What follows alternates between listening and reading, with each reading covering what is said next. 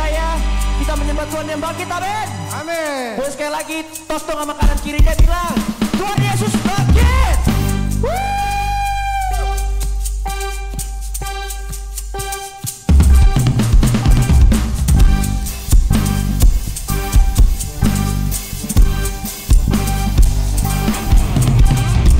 Kita sama-sama percaya, Tuhan yang sama yang membawa bangsa Israel untuk kembali lagi.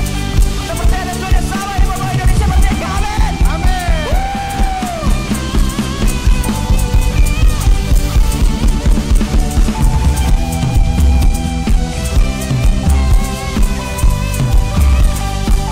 Bila semua yang bernafas memuji Tuhan, sama-sama setuju, boleh katakan amin. Kita sama-sama yang kami hewan. I'm praising the valley, praise on the mountain. I praise when I'm sure, I praise when I'm doubting. I praise when I'm numbered, praise when surrounded. 'Cause praise leads the water, my enemies drowning. As long as I'm breathing, I got the reason to praise the Lord. Oh, my soul, sing praise, praise the Lord. Oh, my soul, praise when I'm feeling, and I praise when I drown. I praise 'cause I know you're still in control. Sing it together. My praise is a weapon, it's more than a sound.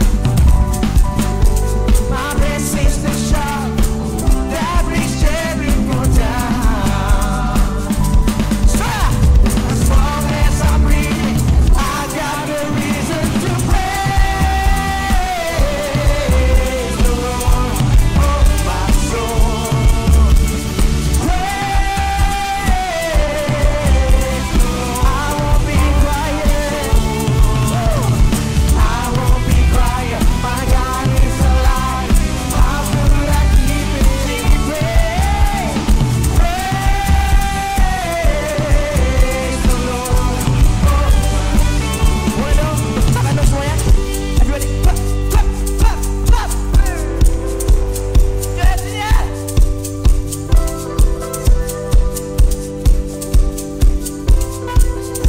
Praise the sovereign God, amen. Let's sing it. Praise 'cause you're sovereign. Praise 'cause you reign. Praise 'cause you rose and defeated the rain. I praise 'cause you're faithful. Praise 'cause you're true. Praise 'cause there's nobody greater than you. I praise 'cause you're sovereign. Praise 'cause you reign. Praise 'cause you rose and defeated the rain. I praise 'cause you're faithful. Praise 'cause you're true. Praise 'cause there's nobody greater than you. Praise the Lord, oh my soul. Nanti semua terbaik youngster. Kita sama-sama baca. Open. 1, 2, 3, let's go. Praise the Lord, oh my soul. Hey, hey.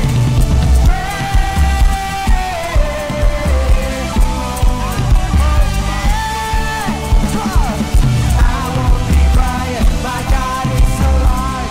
How could I keep it? I won't be quiet. I won't be quiet, my God is alive. Let's see once again. I won't be quiet. I won't be quiet, my God is alive. How could I keep it? Praise the Lord, oh my soul.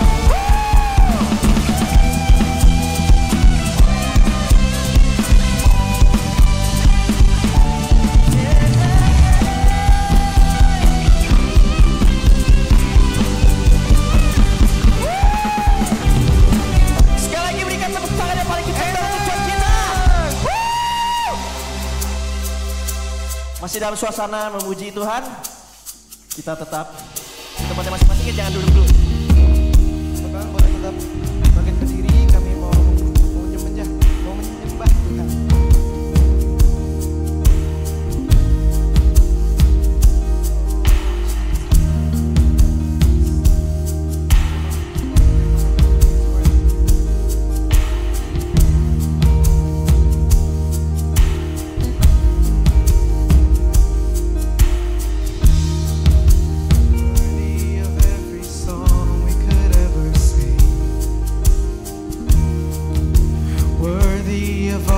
Praise we could ever bring, worthy of every breath we could ever breathe. We live for you, oh we live for you. Jesus, the name above every other name. Jesus, the only one who could ever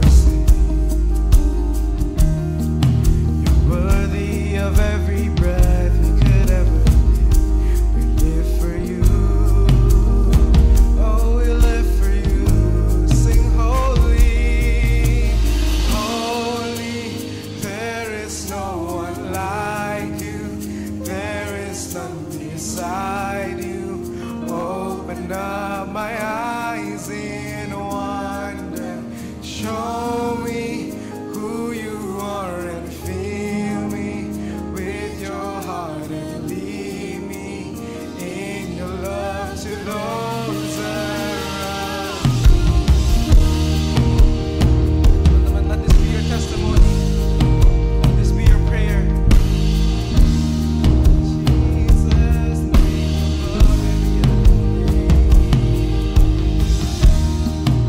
Jesus, the name above every other name. Jesus, the name above every other name.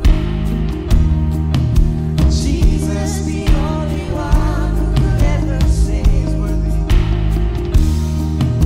Worthy of every breath we could ever breathe. We live for you, oh we live for you. Sing holy, holy, there is no one like you, there is none beside you. Open up my eyes in wonder, show me who you are and fill me with your heart and lead me in your love to those around. Holy, there is no one like you, there is none beside you. Open up my eyes in wonder, show me who you are and fill me with your heart and lead me in your love to those around me. And I will build my life upon you, Lord. We lift your name high, Jesus. Kau melindungku, kau melindung negaraku. Angkat suaramu, sembah Dia, Jesus.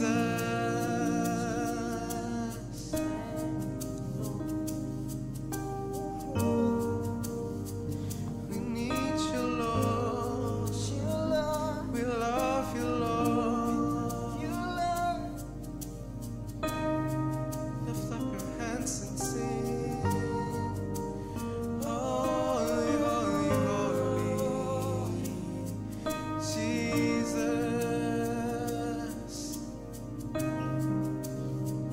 The name above every other name.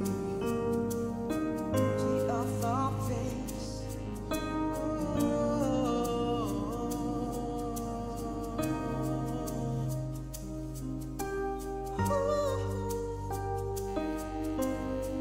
Ngajak teman-teman semua di sini, nggak perlu dengan kata-kata yang ribet. Cukup teman-teman ingat betapa baiknya Tuhan dalam hidup teman-teman. And say, thank you Lord. for this breath. Thank you, Lord, for everything. Yes.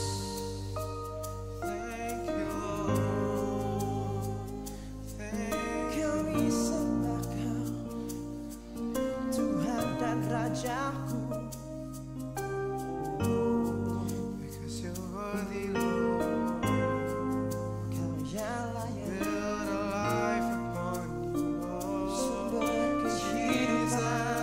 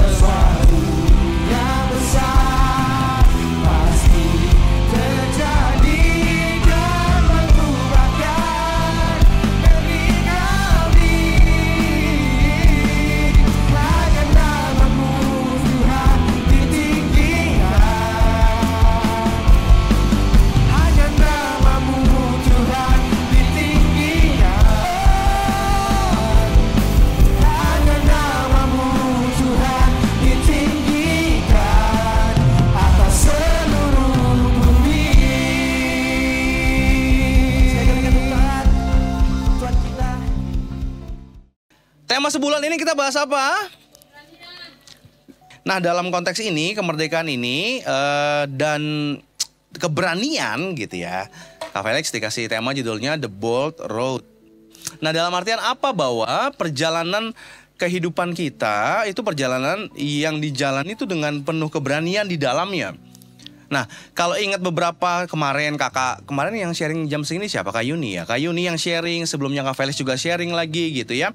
Tentang keberanian yang dari Roh Kudus sendiri, bukan keberanian yang main asal-asal aja main maju-maju aja. Nah, ini dalam perjalanan kita.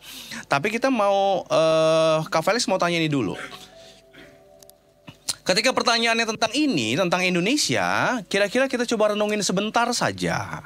Kenapa lahir di Indonesia? Ada alasan tertentu nggak kira-kira kenapa kalian lahir di Indonesia? Oh, kalau tentara-tentara berani, bukan kan? Kak Felix pertanyaan mungkin lebih. Terima kasih buat keberanianmu menjawabnya, Kak Felix. Tapi pertanyaan mungkin lebih mengerucut lagi. Kenapa kamu lahir di Indonesia? Oke, kehendak Tuhan. Memang cuma kehendak Tuhan, yang lain lagi apa? Karena Tuhan yang tempatkan. Memang jelas karena kehendak Tuhan dan karena Tuhan yang tempatkan. Exactly, jawabannya itu benar. Tapi pertanyaannya, banyak orang gak sadar kalau itu memang Tuhan tempatkan. Kalau Tuhan tempatin asal-asalan gak? Kalau Tuhan tempatin pasti ada tujuannya. Bener gak? Gak mungkin asal-asalan. Ada asal-asalan. Yang penting ada. Oh, namamu siapa? Moses. Waktu lagi nyiptain Moses, orang kayak gini cocoknya di Indonesia aja deh. Kamu namanya siapa, sorry? Sherin. Sherin tau sharing ini, gak sengaja Tuhan Yesusnya. Mestinya ke Malaysia tapi kegeser dikit ke Indonesia. Kan gak gitu kan?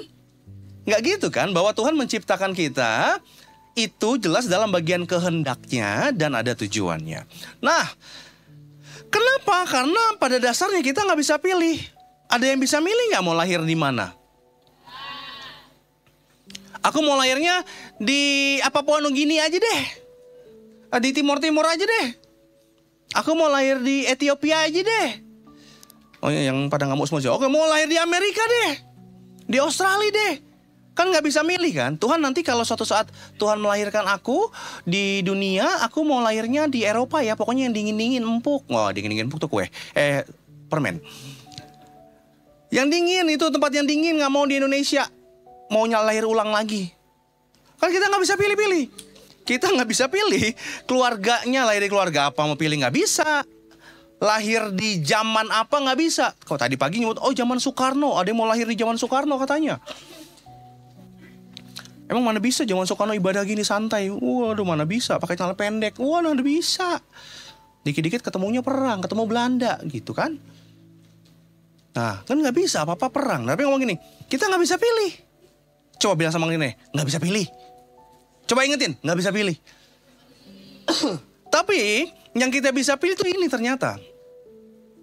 Mau diem aja atau mau ngerjain sesuatu. Ya kan? Pilihan itu dua, mau diem aja atau mau ngerjain sesuatu. Nah, Kak Felix mau sharing ini. Ada contohnya di Alkitab yaitu Esther. Esther pun sama, dia nggak milih punya darah Yahudi. Dia nggak bisa milih untuk dia lahirnya, maksudnya ada di Persia. Dia nggak bisa milih untuk dia jadi ratu. Tapi Tuhan semua tempatin, tapi ternyata semuanya bukan kebetulan. Sama-sama bilang Kak Felix, bukan, nggak kedengeran, bukan kebetulan, tapi semua ada dalam rencananya Tuhan, gitu. Tapi dia bisa milih, mau diem aja untuk dia aman, atau jalanin sesuatu, berani bangkit untuk jalanin panggilan. Oke, nah, buka Esther 4. Udah dibuka? Nah, sebelum kalian baca, Kak Felix mau tanya, ada yang tahu nggak ceritanya Esther? Ada yang tahu nggak? Lem apa Lem? Tadi yang berani angkat tangan cerita tentang Esther. Coba ceritain yang kamu tahu tentang Esther. Jadi Esther itu basically kayak ratu yang berani untuk membebaskan bangsanya. Oke, tepuk tangan dulu dong. Lem, kok bisa tahu? Hah? Kok bisa tahu? Karena dulu di sekolah minggu pernah diajarin. Diajarin. Berarti mesti sekolah Ming. Tapi maksudnya artinya kalian tahu bahwa Esther itu bercerita tentang bahwa ratu yang mau mengorbankan dirinya demi nyelamatin bangsanya. Bangsa siapa? Israel. Ya, Israel atau Yahudi ya di momen itu ya. Bangsa Yahudi. Jadi dengan segala ancamannya dia, dengan resikonya, dia ambil resiko itu demi nyelamatin bangsanya. Gitu betul? Oke, tepuk tangan lo dong boleh. Nah, terima kasih dibantuin. Ceritanya tentang itu. Jadi Kak Fali ceritain dulu ya mungkin ya. Nanti sebelum kalian baca ayat 4, pasal 4-nya ya sedikit ya. Pasal 1-nya itu berbicara ketika ada sebuah kerajaan. Raja siapa? Ada yang tahu nggak namanya raja siapa? Ada yang tahu nggak raja siapa namanya? Bukan Mordekai sayang. Raja siapa? Ahasuerus. Ya kayak lagi mau bersin aja, ingat kayak mau bersin. Ahasuerus gitu ya. Ayo tinggal Ahasuerus samain werosnya, oke? 1, 2, 3. Siap. Ahasuerus gitu ya. Nama rajanya adalah kerajaan. Pokoknya di kerajaan itu nama rajanya Raja Ahasuerus. Dia tuh mau pamerin kecantikan Ratu Wasti. Jadi di momen itu dia mau pamerin kecantikan Ratu Wasti, tapi Ratu Wastinya nggak mau. Berani-beraninya nolak raja di momen itu nggak bisa diturunin. Jadi ratu kosong nih. Nah akhirnya cari ratu yang baru. Oke, cari ratu yang baru. Di pasal keduanya Esther jadi ratu. Siapa itu Esther? Ada yang tahu Esther itu siapa? Esther itu gadis Yahudi gitu ya, seorang Yahudi yang yatim piatu. Yatim piatu itu nggak punya? Ya, Bapak Ibu nggak ada. Dia dibesarkan sama Mordekai. Jadi Mordekai itu yang membesarkan, gitu ya, yang membesarkan Esther. Dan Esther dapat kasih karunia dari Tuhan. Lewat kecantikannya, dia dipilih jadi ratu. Sampai sini ngerti? Masih ingat? Ingat? Siapa rajanya? Ahasuerus, gitu ya. Terus yang diturunin ratunya siapa? Ratu Wasti diturunin, maka cari penggantinya siapa? Esther. Siapa Esther? Gadis keturunan Yahudi yang dibesarkan sama Mordekai. Sampai sini ngerti ya? Ingat ya? Mantap. Oke, dan selanjutnya Mordekai di pasal 2 ngambil bagian bahwa dia menyelamatkan raja dengan membongkar rencana pembunuhan. Oke, di pasal 3 itu ada yang namanya baru nih, ada lagi orang namanya Haman. Siapa? Ada orang lagi namanya Haman, dia diangkat jadi pejabat tinggi di momen itu. Dan ini orang jahat dan punya rencana jahat. Lewat apa? Lewat Mordekai yang dia minta untuk sujud nyembah dia, tapi Mordekai nggak mau. Ingat tadi Mordekai siapa? Yang besarin Esther. Ya, dia suruh nyembah, nggak mau, suruh bersujud, nggak mau. Hamannya marah. Karena si Mordekai ini orang apa? Yahudi. Jadi harus dihabisin semuanya orang Yahudi. Jadi dia marah. Sampai sini ingat ceritanya. Ingat ya, mau dihabisin semua orang Yahudi. Jadi dia ngeluarin edik atau bisa disebut perintah raja, perintah kerajaan. Dia keluarin bahwa semua Yahudi harus dibinasakan. Nah, di pasal 4 yang akan kita baca sama-sama, coba baca di ayat, kita baca sama-sama ya. Ayat, mari kita baca ayat 1 sampai 2 dulu. Oke, 1, 2 dulu ya. 1, 2, 3. Setelah Mordekai mengetahui segala yang terjadi itu, ia mengoyakkan pakaiannya, lalu memakai kain kabung dan abu, kemudian keluar berjalan di tengah-tengah kota sambil melonglong dengan nyaring dan pedih. Dengan demikian datanglah ia sampai ke depan pintu gerbang istana raja, karena seorang pun tidak boleh masuk pintu gerbang istana raja dengan berpakaian kain kabung. Jadi Mordekai itu kenapa? Ngapain? Sedih, saking sedihnya tuh ngomongin pakai kain kabung, pakai pakaian kabung. Gitu ya, berkabung. Dia ngoyakin pakaiannya terus pakai kain kabung dan abu. Itu tanda bahwa benar-benar berkabung tuh sedih banget. Gitu ya, sedih banget. Dan lanjutannya ceritanya di ayat 4. Kita baca ayat 4. Ketika dayang-dayang dan sida-sida Ester memberitahukan hal itu kepadanya, maka sangatlah risau hati sang ratu. Ratu siapa nih berarti? Ester. Lalu dikirimnyalah pakaian supaya dipakaikan kepada Mordekai dan supaya ditanggalkan kain kabung daripadanya, tetapi tidak diterimanya. Nah, Ester sampai ceritanya nih, Mordekai yang besarin dia lagi berkabung. Sedih dong Ester. Makanya dibilang, oh kasih pakaian baru supaya diganti pakaian kabungnya. Mordekai nggak mau. Waktu nggak mau, ayat 5. Baca lagi yuk, 1, 2, 3.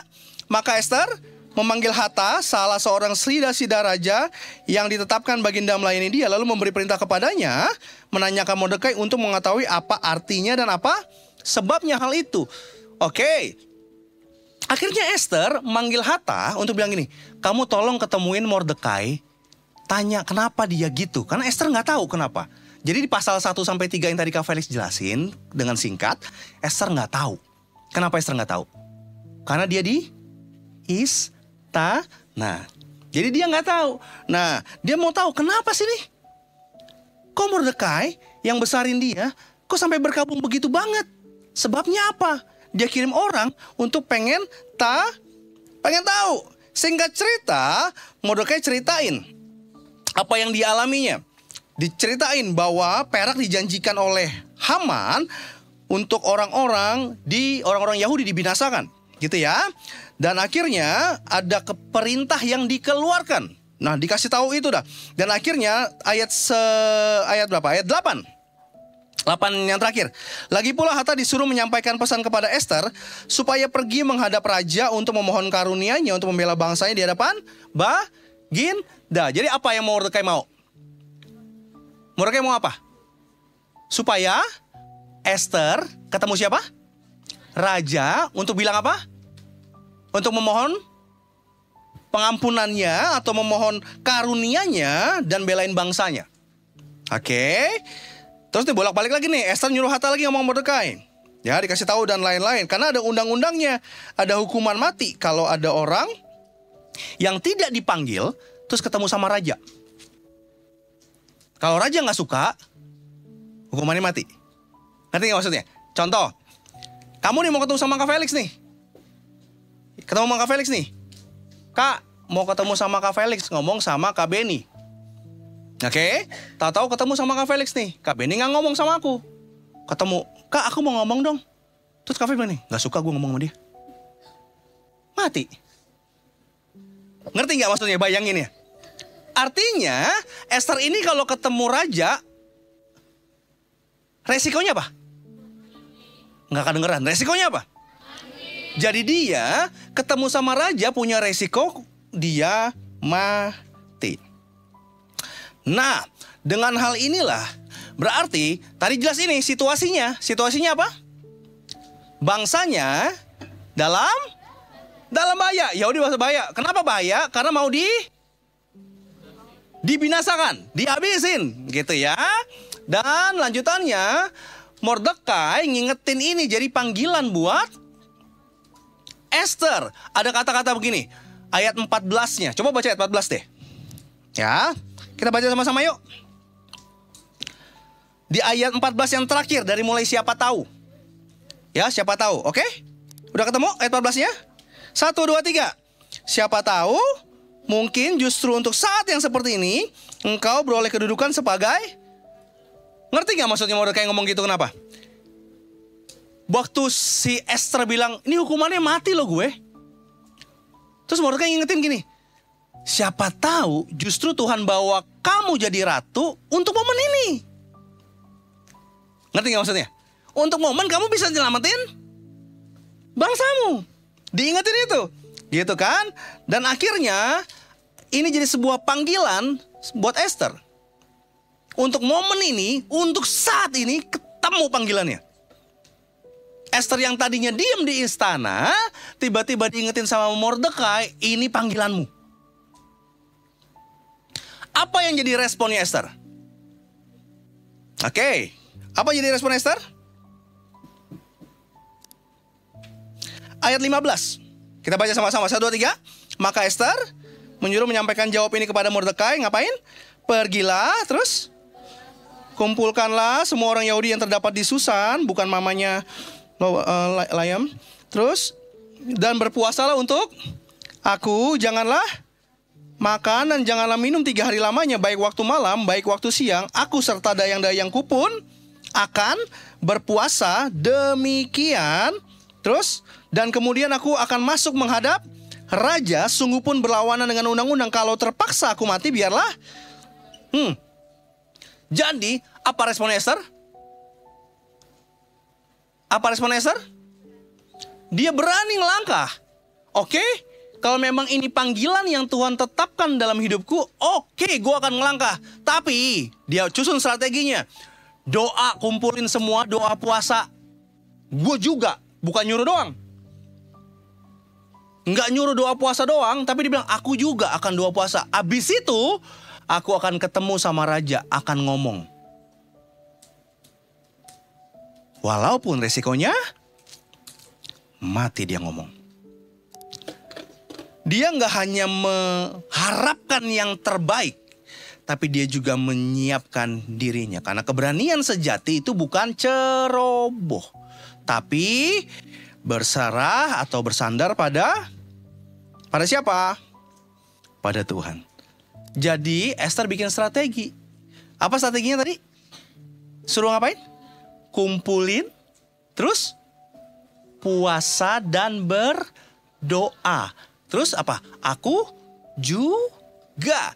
Habis itu baru aku akan ngomong sama raja. Nah, ini bold road-nya siapa? The bold road-nya siapa yang kita ngomongin? Perjalanannya Esther. Perjalanannya Esther dari nggak tahu di mana tiba-tiba Tuhan bawa dengan segala kondisinya jadi seorang ratu yang dalam perjalanannya Tuhan bikin itu untuk momen ini ada untuk Ratu Esther, seperti yang Lem bilang tadi, berani mengorbankan dirinya demi menyelamatkan bangsa Yahudi atau bangsanya. Makanya Kak Felix kasih nama anaknya Kak Felix pakai Esther. Hadazah, bahasa aslinya. Dan ini the bold road-nya kamu sekarang. Tadi perjalanannya siapa? Esther kan? Sekarang bold road-nya kita sekarang. Apa yang kita siapkan dalam perjalanan ini adalah yang pertama jelas strategi. Sama-sama bilang Kak Felix, strategi. Boleh baca notes-nya? Prepare.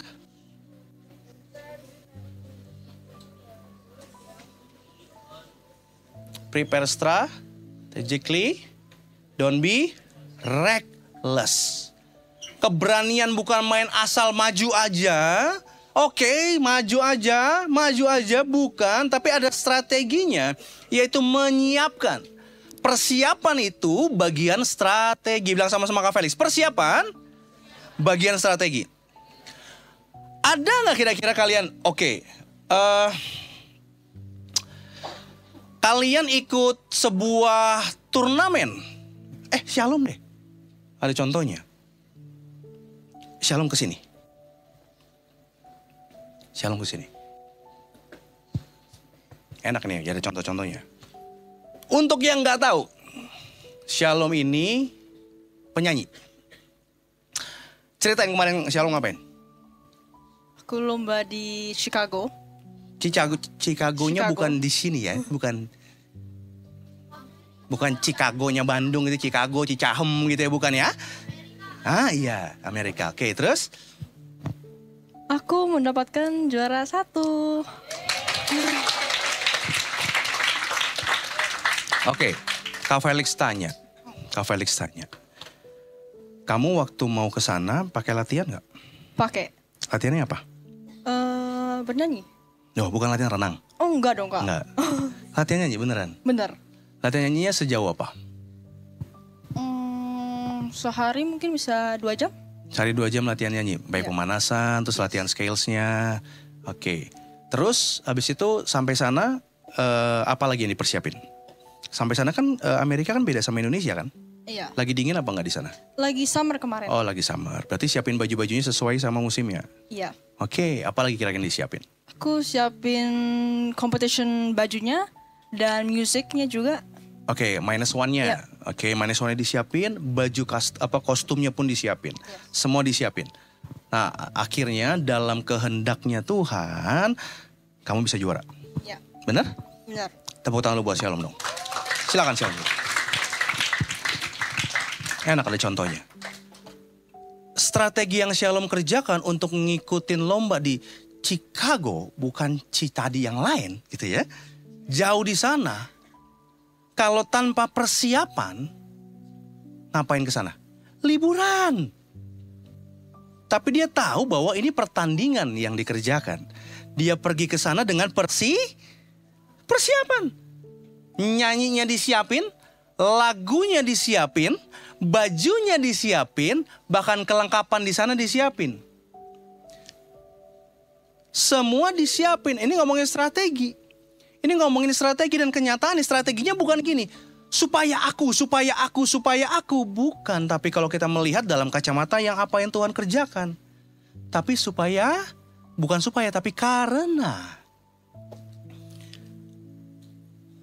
Esther mengerjakannya bukan gini. Oh, supaya nanti bangsa Israel bisa kenal aku. Bangsa Yahudi bisa kenal aku. Supaya aku jadi ratu yang bisa jadi contoh khotbah Kak Felix hari ini. Supaya enggak. Tapi dia tahu, karena Tuhan tempatkan aku di sini, untuk itulah aku berani ngerjainnya. Ngerti gak maksudnya? Karena, makanya Mordekai ngingetin kan, jangan-jangan karena inilah kamu jadi ratu. Jangan-jangan karena inilah kamu jadi ratu. Nah makanya karena, kita ngerjain nyiapin strategi. Strategi itu ada 3 yang dipersiapin. Kak Felix catat di situ. Yang pertama adalah hati. Apa? Hati yang disiapin. Yang kedua adalah skillnya. Apa? Skill. Yang ketiga adalah trust. Apa? Trust. Persiapan. Jadi strategi ini ada 3 persiapan ini. Ngomongin siapin hatimu. Siapin hatimu. Bisa nggak Esther ketemu sama raja tanpa hati yang siap? Bisa nggak? Bisa nggak? Karena yang disiapin pertama adalah hatinya. Yang Mordekai ngomong ke Esther, yang diganggu adalah hatinya. Iya, aku kan Yahudi yang ditaruh Tuhan di sini. Jadi yang diganggu, yang terganggu adalah hatinya karena ketemu panggilan yang Tuhan tetapkan. Hatinya disiapin. Yang kedua adalah skillnya. Kan nggak mungkin Esther ketemu sama raja ngomong nih, Jaja, dengar-dengar anak buah lo bikin peraturan. Bangsa Yahudi mau dibunuh semua nih. Jangan ya. Bisa gak ngomong gitu sama raja? Janjian gak ketemu aja mati. Apalagi sambil ngomong begitu. Bisa 2 kali matinya. Ngerti gak maksudnya? Dia mempersiapkan kata-katanya. Pasti dia persiapkan katanya. Dia persiapkan cara jalannya. Pasti dipersiapkan. Momen waktunya kapan? Pasti dipersiapkan. Gak mungkin ngasal. Tuh ada raja tuh. Nyamperin langsung gitu. Nggak mungkin, semua pasti dipersiapkan. Karena balik lagi tadi, resikonya apa? Mati. Ada strategi, makanya Kak Felix tulis di sebelah kanannya. Panggilan besar tanpa persiapan matang jadi mimpi kosong. Tuhan punya panggilan sama hidupmu, tapi kalau kamu nggak mempersiapkan dirimu dan nggak terima apa yang Tuhan sedang persiapkan di hidupmu, kosong.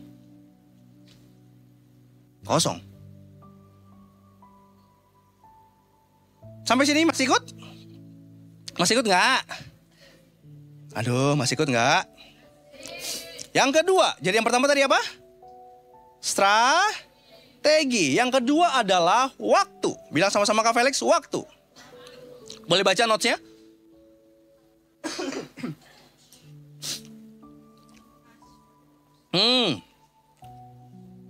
Don't waste the moment. Invest your time. Itu invest ya, mungkin baca bingung ya itu apa W atau gitu ya. Invest your time. Investasi waktumu untuk ngerjain sesuatu yang sesuai sama yang Tuhan tempatkan di hidupmu.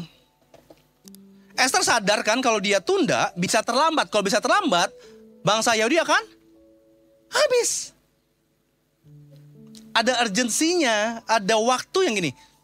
Ada nggak di sini semua yang yakin bahwa hidup masih 10 tahun lagi kira-kira? Ada yang yakin? Ada yang yakin 10 tahun lagi aku masih hidup, wah ini masih itu, ada yang yakin? Nggak ada kan, karena kita nggak bisa pegang waktu. Karena waktu yang megang Tuhan, kesempatan yang Tuhan yang kasih.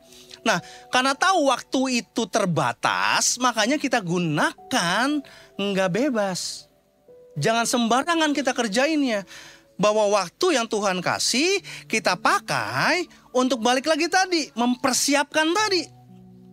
Ada momen ketika waktunya Tuhan kasih, kamu udah siap. Makanya ada Kak Felix ayat tambahan di bawahnya. Pergunakanlah waktu yang ada karena hari ini adalah jahat. Ketika kamu banyak kerjain yang lain, coba kamu sekolah. Waktunya habis buat belajar atau buat nongkrong sama temen. Atau buat main game sama teman mabar.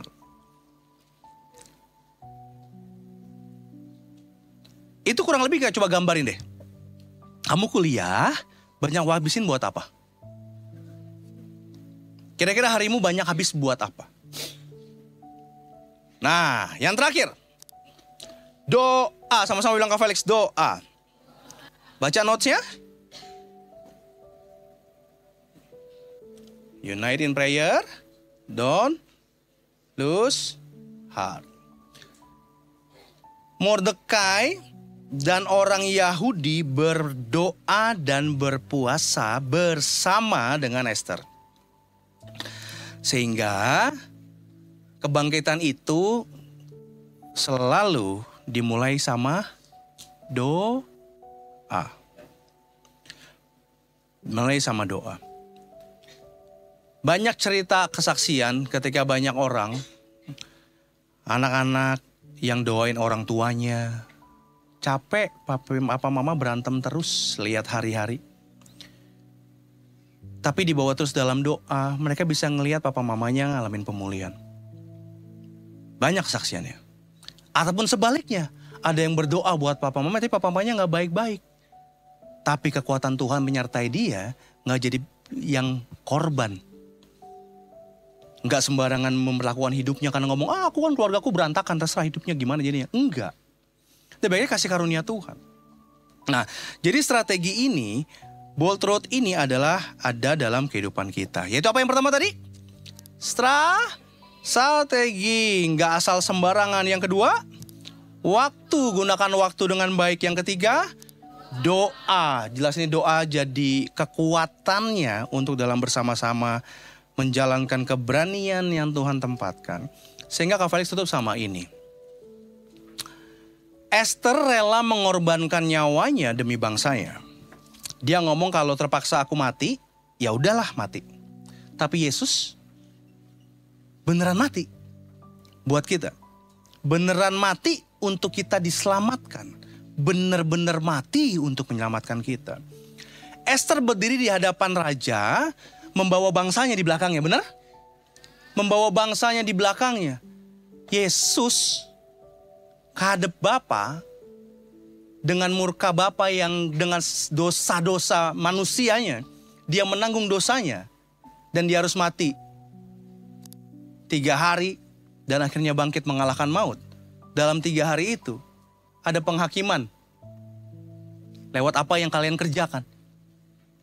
Yesus yang menanggungnya. Sehingga kita bisa datang sama Tuhan manggil apa? Bapa. Karena siapa? Karena Yesus jadi perantaranya. Menggambarkan Esther tadi yang berani. Ternyata kita punya Yesus yang mengorbankan dirinya demi menyelamatkan kita.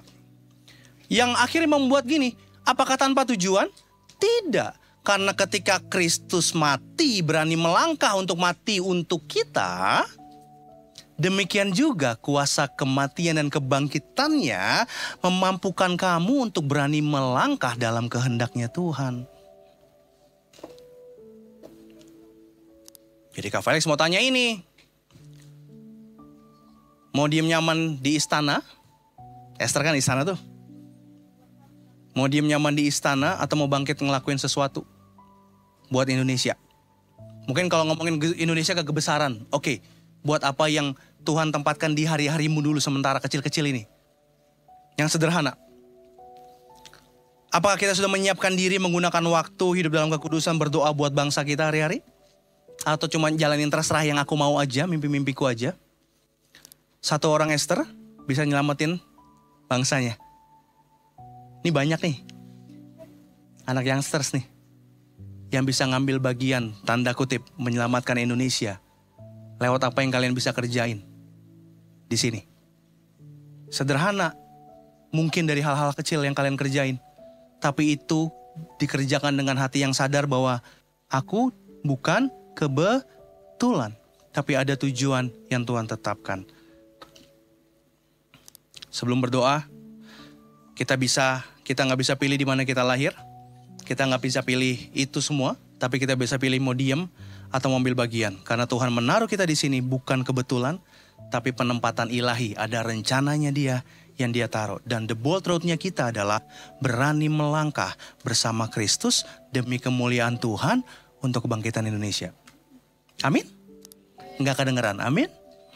Kita berdoa. Kami mengucap syukur buat firman-Mu. Materaikan dalam hati setiap kami. Mungkin kami banyak yang belum mengerti pada siang hari ini. Tapi biarlah jadi benih yang baik. Waktu apa yang Tuhan percayakan di hidup mereka. Hari demi hari dalam masa pertumbuhan mereka. Mereka melihat bahwa ini kepercayaan Tuhan. Yang Tuhan tetapkan dalam hidup mereka. Bahkan jadi sebuah panggilan. Untuk bisa menghidupinya.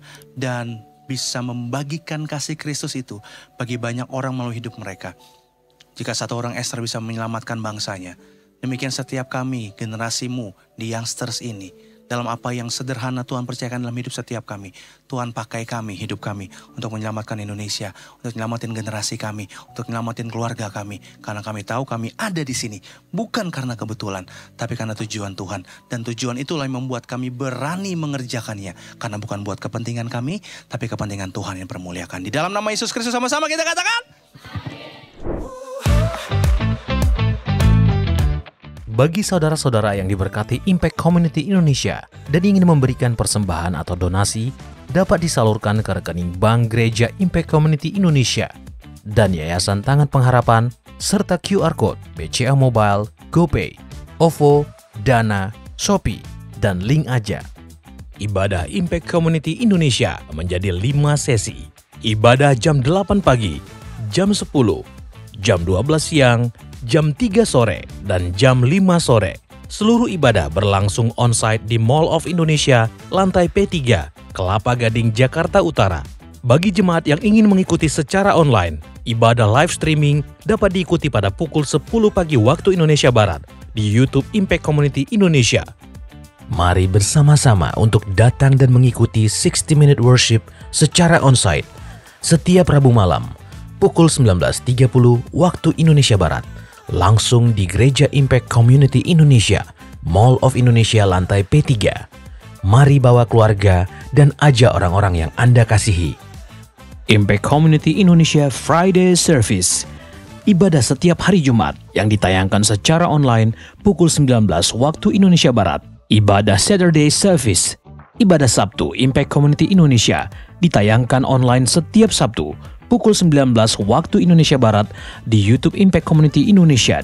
Setiap ibadah online Impact Community Indonesia sudah tersedia subtitle dalam bahasa Indonesia, bahasa Inggris, dan Mandarin. Anda dapat mengaktifkan dengan klik tombol CC atau closed caption pada layar Anda. Spesial bagi kaum muda, ibadah Impact Youth pukul 17 waktu Indonesia Barat di Mall of Indonesia lantai P3. Bagi jemaat di luar kota Jakarta dapat menyaksikan ibadah youth secara online di YouTube Impact Community Indonesia. Bagi Anda yang ingin tahu lebih banyak tentang firman Tuhan, dapat bergabung dalam Bible Study Impact Community Indonesia melalui virtual setiap 2 minggu sekali pada hari Sabtu, pukul 9 pagi waktu Indonesia Barat. Pendaftaran ini gratis dan dapat dilakukan dengan mengisi form registrasi melalui scan QR Code atau dapat menghubungi nomor yang tertera di layar Anda. Saksikan Menabur Cinta untuk Indonesia setiap Sabtu jam 11 waktu Indonesia Barat di YouTube Tangan Pengharapan. Ikuti Daily Devotion setiap hari Senin sampai dengan Jumat jam 6 pagi waktu Indonesia Barat di YouTube Hani Kristianus serta pukul 7 pagi waktu Indonesia Barat di YouTube Yohanes Kristianus. Impact Community Indonesia memiliki sebuah komunitas untuk kita bertumbuh bersama.